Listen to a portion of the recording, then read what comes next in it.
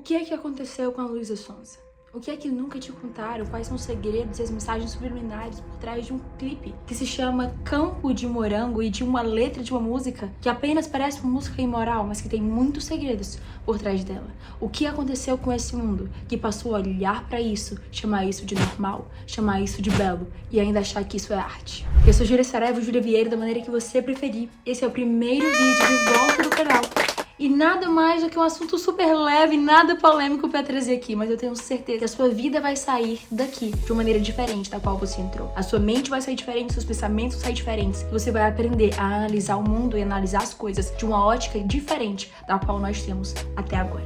Então vamos. Antes de entender todas as mensagens subliminares que existem por trás desse vídeo e dessas letras e do clipe que foi feito para essa música que a Luísa lançou, como a primeira música do seu álbum novo, nós queremos entender, nós precisamos na realidade entender o que tem por trás da pessoa que fez essa música, que lançou essa música e que achou e intitulou essa música que ela chama de arte. E essa pessoa que nós conhecemos ou que nós conhecíamos como um artista. E nós precisamos entender e analisar o que aconteceu com ela, o que se passa na mente dela. A Luísa, ela participou há vários anos atrás do programa Ídolos, só que ela não passou nem das audições. E depois dela passar por esse programa Ídolos, isso deu uma notoriedade, acelerou um pouco, podemos assim dizer, a carreira dela. E ela começou a ficar famosa através de vídeos de cover no YouTube, onde ela postava cantando músicas de sertanejo, músicas de amor. Tem até músicas gospels que ela lançou, que ela cantou no YouTube fazendo um cover dela. E ela era conhecida porque ela era uma mulher muito bonita. Ela parecia ser muito doce, muito gentil e a sua voz também era muito bonita. Mas a carreira da Luísa realmente decolou quando ela se entrou no relacionamento com o Whindersson Nunes, o qual eles casaram e eles se divorciaram após alguns poucos anos de relacionamento. E essa Luísa Sonza, ela começou a explodir por isso. Ela começou a explodir porque ela era namorada linda, doce e ainda cantava muito bem do Whindersson Nunes. E ela era conhecida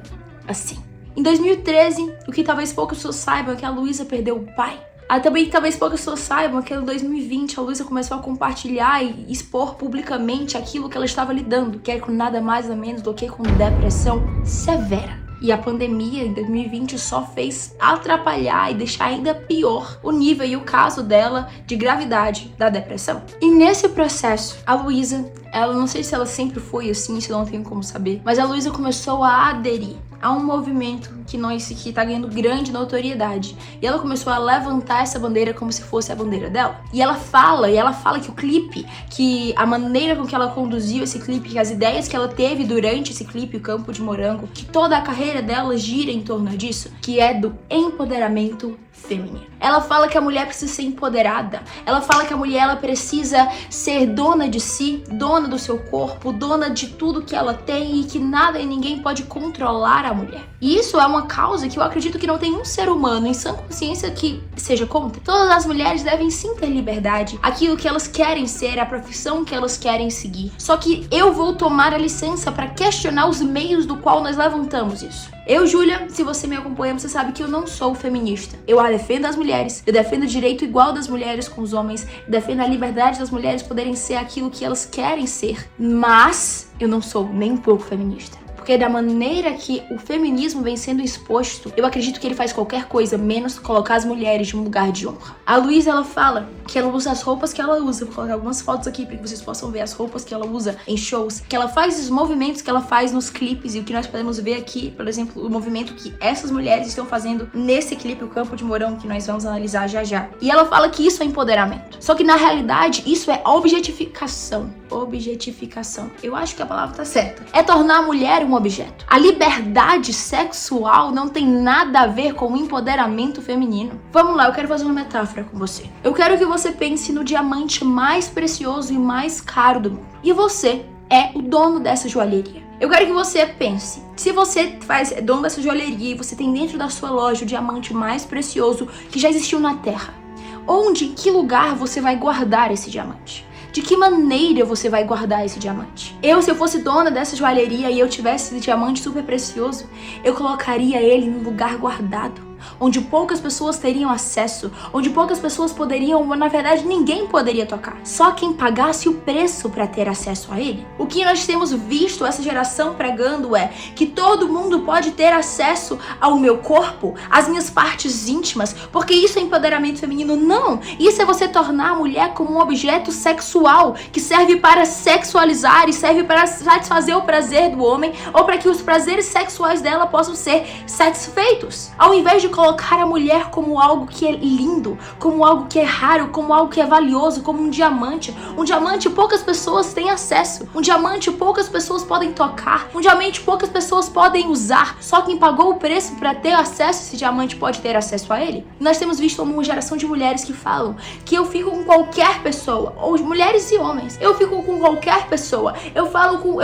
Qualquer pessoa toca em mim, qualquer pessoa vê as minhas partes íntimas, porque eu sou, isso é feminismo, isso é empoderamento. Não, o que você tá fazendo é se reduzindo ao mero instrumento sexual. Se você acha que não, é isso que os homens, é isso que a geração, é isso que as pessoas de fora pensam. Quando você olha e fala que o meu corpo todo mundo pode ver, todo mundo pode ver eu rebolando em posições extremamente sensuais, extremamente sexuais, e é dessa maneira e é dessa forma que eu vou me comportar e mostrar que eu sou valiosa? Que espécie de valor é esse? Que tá totalmente nichado ao que o meu corpo aparenta ser. A Luísa, ela relatou diversas vezes que ela tem uma séria dificuldade de lidar com o corpo dela e com os comentários que ela recebe a respeito do corpo dela. Eu vou tomar parte, mas quando pessoas que expõem demais o seu corpo, pessoas que mostram demais o seu corpo, na realidade o nome disso, na ciência, se chama pseudo-autoestima. Júlia, o que é pseudo-autoestima? Se você vê uma pessoa usando roupas curtíssimas, justíssimas, quase que vulgares, você olha e fala, nossa, essa pessoa deve amar o corpo dela para ela estar expondo o corpo dela assim. Isso é o que nós pensamos, só que na realidade é o oposto, é uma pseudo-autoestima. Na realidade as pessoas, elas têm um senso de valor tão baixo, elas já se acham tão feias e elas precisam tanto ouvir validações, ouvir, receber olhares, receber comentários a respeito do seu corpo, a respeito do quanto elas são atraentes, sensuais. O que elas fazem? Elas expõem o corpo delas, porque elas sabem que aquilo que é exposto recebe olhares e recebe comentários. Uma pessoa que tem uma autoestima consolidada não precisa expor o seu corpo, seja homem, seja mulher, não precisa expor o seu corpo para receber nenhum tipo de comentário. Quem expõe o seu corpo, aí sim, precisa ouvir comentários para satisfazer aquele nível de importância que ela não sente que tem, aquele nível de beleza que ela não acha que tem.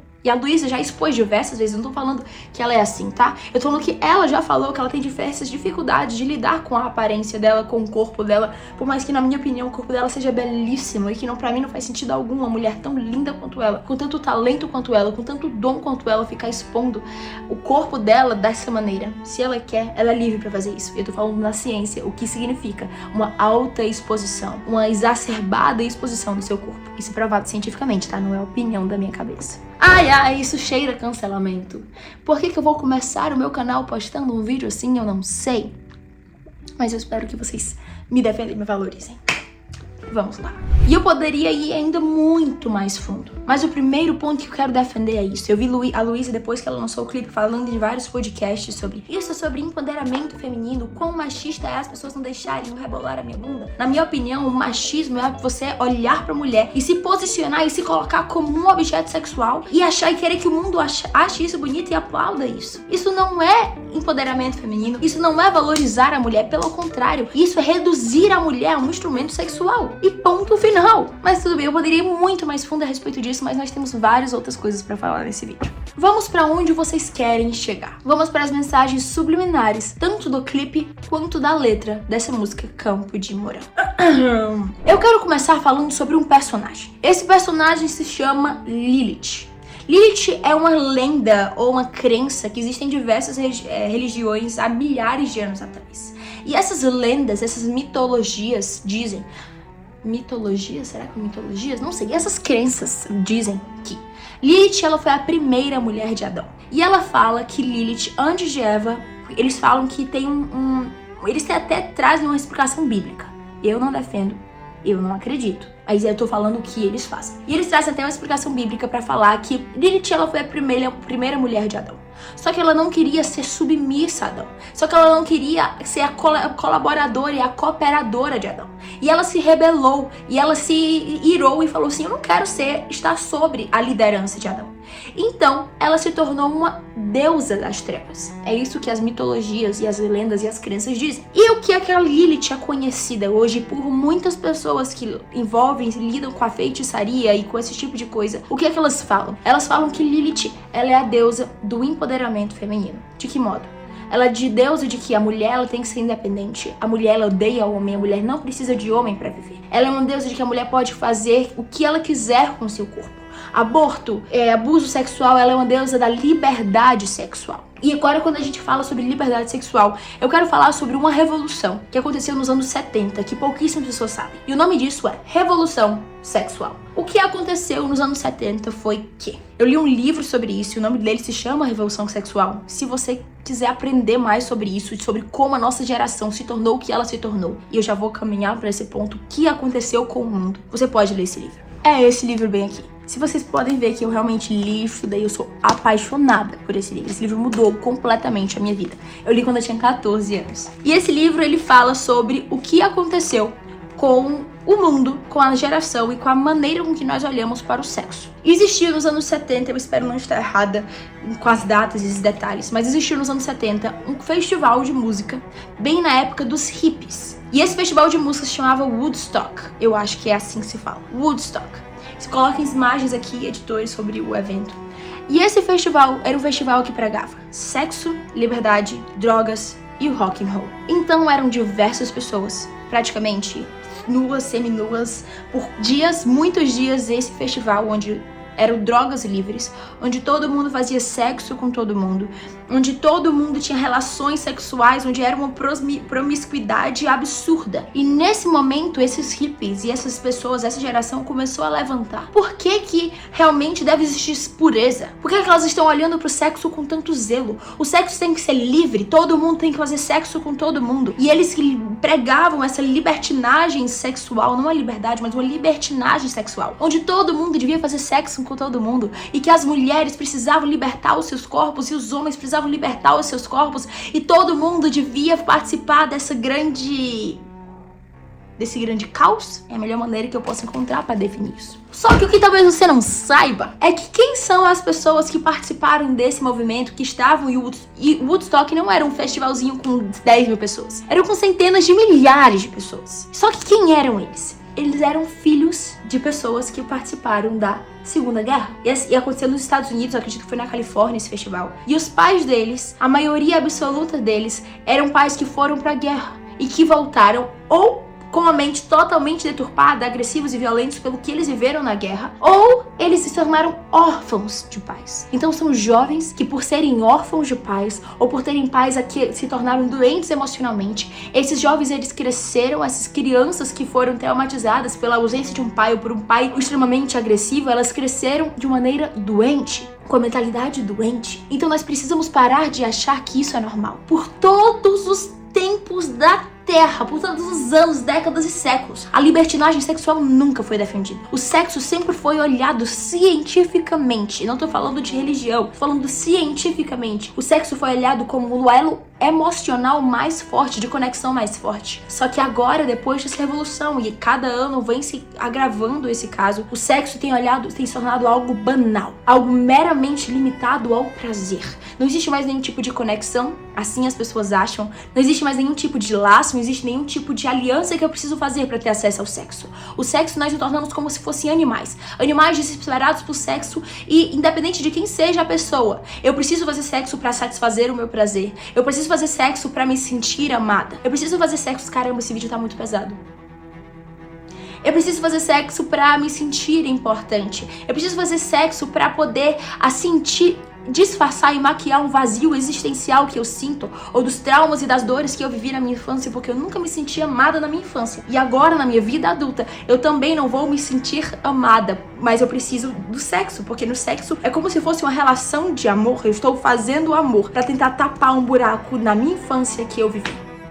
Eu poderia levantar aqui e ir embora, mas não é sobre isso apenas o vídeo. Mas então, quando eu vi aquele clipe pela primeira vez, eu comecei a me perguntar o que aconteceu com o mundo. O que aconteceu com as pessoas que passaram a olhar para um clipe de uma música que se tornou extremamente sexual. A letra da música, eu me recuso a ler a letra da música aqui inteira, porque porque eu acho que eu nem quero que essas palavras saiam da minha boca. Se você pode pesquisar e você pode ler, eu ainda vou aprofundar e eu vou falar várias simbologias que tem dentro do clipe e da música, da letra da música. Mas é um nível tão baixo e eu comecei a me perguntar quando que isso se tornou arte. E eu lembrei que isso tudo começou em 1970, nessa revolução sexual. E cada vez mais as pessoas têm colaborado para essa agenda de libertinagem, achando que assim elas vão conseguir tapar um vazio existencial, elas vão conseguir tapar uma série de traumas, uma série de debilidades que elas viveram a vida inteira e que elas precisam se sentir amadas, precisam se sentir importantes e conectadas com outras pessoas. E elas acham que o sexo é a solução para isso. O sexo, gente, eu tô falando que o sexo é horrível. O sexo é criado por Deus, o sexo é maravilhoso. Só que a banalização do sexo, só que o sexo de uma maneira de libertinagem, só que o sexo sendo algo, o motivo e o assunto de clipes, de letras de música, de funk, de diversas coisas. Isso é algo bizarro, isso é algo ridículo, isso banaliza algo tão sagrado e algo tão incrível que é o sexo, que é feito exclusivamente para pessoas que pagaram preço, pessoas que sacrificaram, que fazem parte de uma aliança. E para essas pessoas o sexo faz sentido. Para quem não tá nessa aliança, o sexo se tornou algo banal, algo sujo, algo vazio. E algo, se tem algo que o sexo não é vazio, mas a maneira que essa geração tornou o sexo, ele é vazio.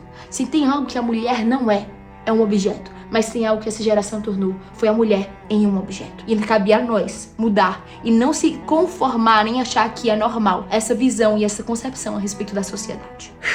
Agora que você entendeu por que nós passamos a viver e por que clipes como esses e músicas como essas passaram a ser cada vez mais comuns, nós podemos finalmente falar sobre as mensagens subliminares que existem por trás da música que hoje nós conhecemos, mas que até uma semana nós tínhamos o privilégio de nunca ter ouvido. Mas vamos lá. A música Campo de Morango, ela tem diversas mensagens subliminares durante o clipe, mas também durante a letra da música. E a primeira que eu quero ressaltar, eu vou ressaltar poucas, porque a letra é tão vazia, e é literalmente sobre sexo, prazer e sexo e enfim. Mas na letra da música também tem uma palavra chamada Balenciaga. Se você conhece um pouco o mercado da moda, você deve saber que Balenciaga é o nome de uma marca. Só que eu não sei se você sabe que alguns poucos meses atrás, a Balenciaga passou por um escândalo que quase quebrou e a marca está infinitamente pior depois que ela passou desse escândalo, no sentido financeiramente. Poucas pessoas ainda têm coragem de consumir produtos de luxo dessa marca. E o que é que aconteceu? Essa marca vazou vários anúncios de publicidade, várias campanhas de publicidade, identidade da marca fazendo analogia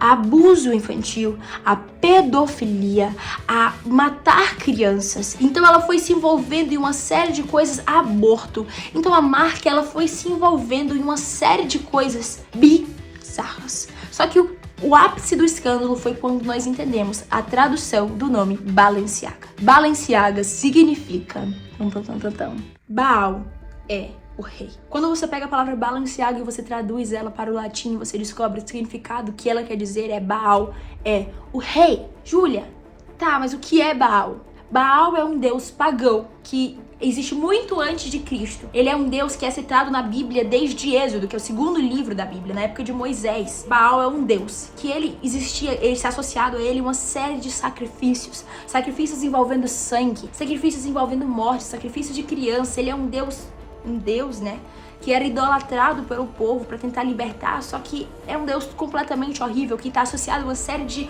ações horríveis. Gente, Deus em aspas, tá? Não é um Deus mesmo, pelo amor de Deus, vocês sabem do que eu acredito. Mas enfim, e esse é o significado da marca. Balenciaga, Baal é o rei. E a série de ações e de campanhas publicitárias deles que envolvem crianças, abuso de crianças, pedofilia, aborto, enfim. E por quê que a Luísa, não é que ela como se ela não soubesse disso. Gente, fazem poucos meses que estourou essa exposed da marca Balenciaga. Por que que ela coloca a frase luxúria, que é um pecado sexual na Bíblia, e logo após a palavra luxúria, ela coloca a palavra Balenciaga na música dela? Isso é no mínimo estranho. Mas não para por aí.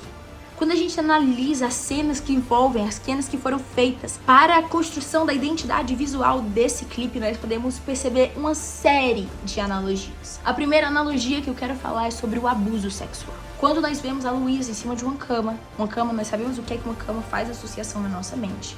E ela está em cima de uma cama, e nessa cama está nada mais, nada menos do que cheia de um líquido vermelho, que faz uma óbvia associação a sangue, e várias outras mulheres lambendo, como se fosse lambendo ela, fazendo uma associação, e ela com a cara de desespero. Vou tentar colocar a imagem aqui, fazendo uma associação claramente a estupro. Eu vi uma série de relatos de mulheres que passaram por abuso sexual, falando o quanto o clipe despertou gatilhos nelas. E o quão foi pesado esse clipe por fazer essas associações a essa coisa. Mas temos um assunto ainda mais pesado pra falar.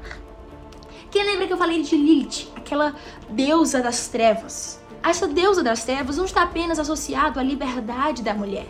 A liberdade da mulher. Ela não está apenas associada à mulher fazer sexo e odiar o homem, não depender de homem, a não ser submissa a homem. Essa deusa Lilith, ela também está associada, tem vários relatos na realidade. Eu vi um satanista que tem propriedade do assunto falando sobre isso, que tem vários relatos de mulheres grávidas, que elas têm um sonho com a Lilith, com essa deusa das trevas, com esse espírito, com esse demônio. E elas têm esse sonho com Lilith e quando elas acordam, elas sofreram um aborto espontâneo. E elas estão na cama, todas ensanguentadas. E se você for reparar, vou tentar colocar aqui a imagem no fim do clipe da Luísa Sonza. O clipe termina ela em cima de uma cama e ela como se ela acordasse de um sonho. E tudo aquilo não passasse de um sonho. E a Luísa, ela também colocou uma legenda na postagem dela como se tudo fosse um sonho. Algo também que nós podemos associar a esse clipe é o nome dele. O nome dele é Campos de Morango. E o que é Campos de Morango? Campo de Morango é o nome do clipe de Beatles. Beatles, há vários anos atrás, compuseram uma música. Quem compôs foi John Lennon. Se me corrija aqui da edição se eu estiver errado. Mas ele compôs essa música chamada Campos de Morango. Ele escreveu 2 músicas que foram reais sobre a vida dele.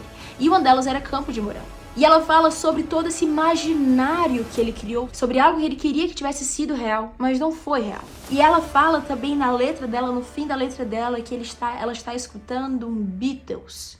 E também faz essa associação. E a legenda da post dela, que ela fala que ela acorda e queria que tudo fosse um sonho, também está muito interligado com isso. E pra terminar, o clipe foi postado dia 15 de agosto. E dia 15 de agosto, coincidentemente, é o dia da gestante. E a gente, quando compara essa foto ser tirada de um clipe que foi postado no dia da gestante, a gente já entende o que ele quer dizer, né? E é isso. Eu espero que eu consiga ter feito um resumo não tão resumido sobre todas as histórias, os símbolos que tem por trás, mas mais importante do que isso, quero dizer a reflexão de até quando nós vamos olhar pra isso e achar que isso é normal. Isso não é normal, isso nunca foi normal. Isso não empodera a mulher. Pelo contrário, isso torna a mulher um objeto. Eu, como mulher, me sinto ofendida se alguém olhar pra mim e me associar com uma relação sexual meramente fútil e vazia. Eu, como mulher, eu quero ser reconhecida pelo que eu sou, por aquilo que eu faço, como eu ajudo o mundo, como eu consigo ser a melhor versão de mim mesma, como eu consigo ser uma mulher cheia de valor, uma mulher que as pessoas olham e falam, caramba, ela é uma mulher de valor não por aquilo que ela possui externamente, mas por aquilo que ela é. E é isso. Eu espero que vocês tenham entendido, eu espero que a gente possa refletir e que a gente possa parar de normalizar aquilo que nunca foi normal e que nunca será normal. Um beijo, se você gostou, deixa o seu like aqui embaixo, se inscreve no canal porque nós vamos voltar quando nós estamos apenas começando. Valeu!